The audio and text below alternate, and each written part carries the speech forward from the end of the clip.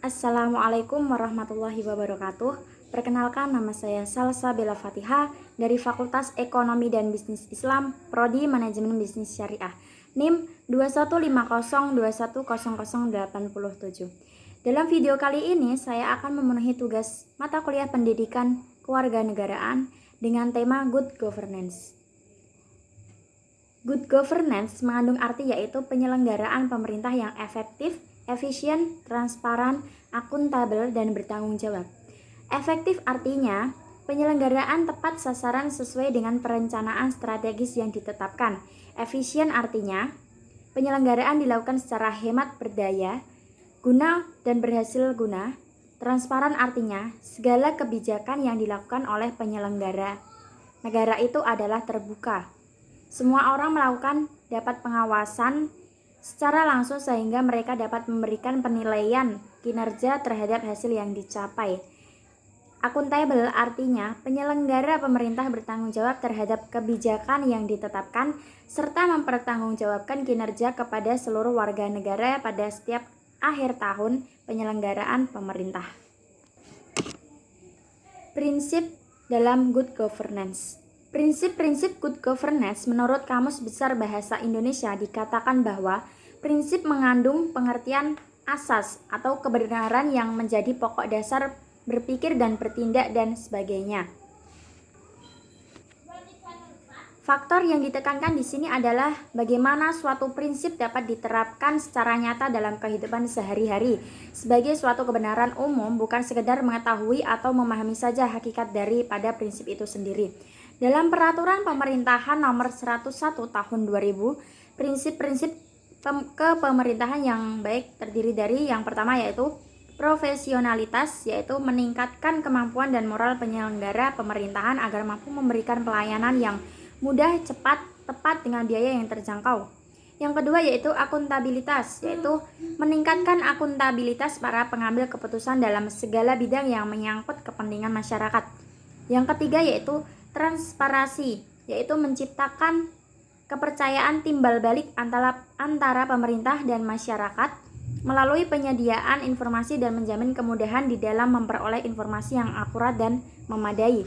Yang keempat yaitu pelayanan prima, yaitu penyelenggara pelayanan publik yang mencakup prosedur yang baik, kejelasan tarif, kepastian waktu, kemudahan akses, kelengkapan sarana dan prasarana, serta pelayanan yang ramah dan disiplin. Yang kelima yaitu demokrasi dan partisipasi, yaitu mendorong setiap warga untuk mempergunakan hak dalam menyampaikan pendapat dalam proses pengambilan keputusan yang menyangkut kepentingan masyarakat baik secara langsung maupun tidak langsung. Yang keenam yaitu efisiensi dan efektivitas, yaitu menjamin terselenggaranya pelayanan kepada masyarakat dengan menggunakan sumber daya yang tersedia secara optimal dan bertanggung jawab.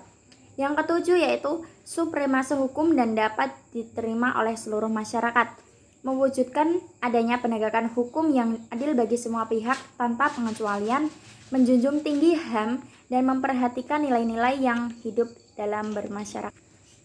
Selanjutnya yaitu penerapan good governance. Di era pemerintahan Orde Baru, salah satu citra buruk pemerintahan ditandai dengan syaratnya KKN telah membuat fase sejarah dalam kehidupan perpolitikan bangsa Indonesia. Sebagai kelanjutannya muncullah reformasi. Di antara isu reformasi yang diwacanakan oleh para elit politik adalah good governance. Nah, ada beberapa indikator yang memastikan bahwa good governance sudah terlaksana di Indonesia, yaitu indikator tersebut antara lain yaitu yang pertama Pemerintah mencakup A. Menciptakan kondisi politik, ekonomi, dan sosial yang stabil. B. Membuat peraturan yang efektif dan berkeadilan. C. Menyediakan public service yang efektif dan akuntabel. D. Menegakkan HAM. E. Melindungi lingkungan hidup. F. Mengurus standar kesehatan dan standar keselamatan publik. Yang kedua yaitu sektor swasta atau dunia usaha. Mencakup A. Menjalankan industri. B. Menciptakan lapangan kerja. C. Menyediakan intensif bagi karyawan. D. Meningkatkan standar hidup bermasyarakat. E. Memelihara lingkungan hidup. F. Menaati peraturan. G. Transfer ilmu pengetahuan dan teknologi kepada masyarakat. menyediakan kredit bagi pengembangan UKM. Yang ketiga yaitu masyarakat madani. Masyarakat madani mencakup A. Menjaga agar hak-hak masyarakat terlindungi. B. Mempengaruhi kebijakan publik. C. Sebagai sarana checks and balance pemerintah. D. Mengawasi penyalahgunaan kewenangan sosial pemerintah. E. Mengembangkan SDM. F. Sarana berkomunikasi antar anggota masyarakat. Selanjutnya yaitu kendala good governance. Dilihat dari segi kepentingan, good governance dapat dimaknai sebagai cita-cita atau ide dan sebagai suatu keadaan atau kondisi. Sebagai cita-cita atau ide karena merupakan suatu keinginan agar penyelenggaraan pemerintahan diselenggarakan dengan bersih atau clean governance. Dalam arti terbebas dari penyimpangan-penyimpangan yang dapat merugikan negara atau masyarakat. Sedangkan dikatakan sebagai suatu keadaan atau kondisi bila dimungkinkan pemerintahan telah dijalankan sesuai asas dan konsep good governance. Sehingga keadaan pemerintah telah tertata, teratur, tertib, bersih, tanpa cacat, baik dan cukup berwibawa.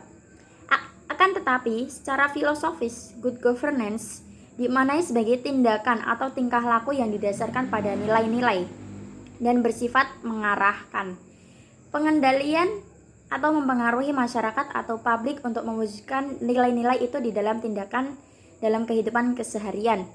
Pendapat di atas menekankan bahwa faktor utama terwujudnya good governance adalah tindakan atau tingkah laku yang didasarkan pada nilai-nilai dalam arti nilai-nilai yang baik. Di sini dapat dipahami bahwa baik dan tidaknya suatu pemerintahan sangat ditentukan oleh tujuan dan proses pembuatan keputusan dalam penyelenggaraan pemerintahan akan menjadi baik apabila tujuan bersama dijalankan dengan baik.